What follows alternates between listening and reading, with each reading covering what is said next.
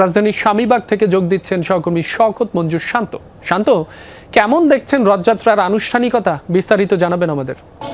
আপনি রথযাত্রা ইতিমধ্যে স্বামীবাগ থেকে মতিঝিল পর্যন্ত চলে এসেছে এবং আমরা সেই রথযাত্রার সাথেই আছি।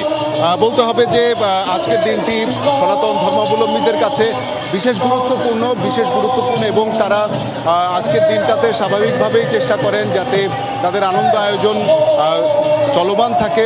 তাদের যে বিশ্বাস, সনাতন ধর্মাবলম্বীরা বিশ্বাস করেন আজকের দিনে ভগবান নিজেই রাজপথে আসেন এবং ভক্ত অনুরাগীদের যে সুখ দুঃখ, সেই সুখ দুঃখের বারতা নিয়ে আসার জন্য, তাদের মাঝে সুখ দুঃখ বন্টন করার জন্য ভগবান কিন্তু রাজপথে নেমে এসেছেন। সেই যেই ধারাবাহিকতা, যেই পূজা অর্চনা, তার সাথে মিলিয়ে কিন্তু এই রথযাত্রা এবং রথযাত্রা শুরু হয়েছে ঠিক 3টার কিছু পরে এবং পুরোটা পথ রথ টেনে টেনে নিয়ে আসা।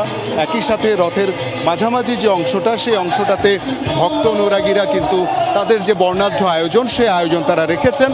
বলতে হবে যে নারীদের জন্য আলাদা অংশ রাখা হয়েছে, যেখানে নারীরা স্বতঃস্ফূর্তভাবে অংশগ্রহণ করতে পারেন, কোনো ধরনের বিশৃঙ্খলা যাতে না ঘটে সেই জন্য নারীদের আলাদা ব্যবস্থা রাখা হয়েছে এবং সামনের অংশে পুরুষদের অবস্থান রাখা হয়েছে।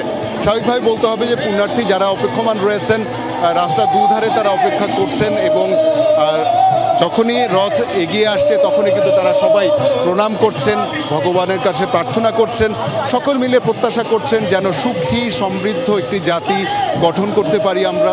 একই সাথে সাধারণ যত মানুষ আছে সেই মানুষের শ্রেণী বিভেদ যাতে না থাকে, প্রত্যেকটি স্তরের মানুষ যাতে সমানভাবে তাদের আনন্দ আয়োজন অংশগ্রহণ করতে পারে, পুণ্যবান হয়, একই সাথে সমৃদ্ধশীল দেশ গঠন করতে পারে।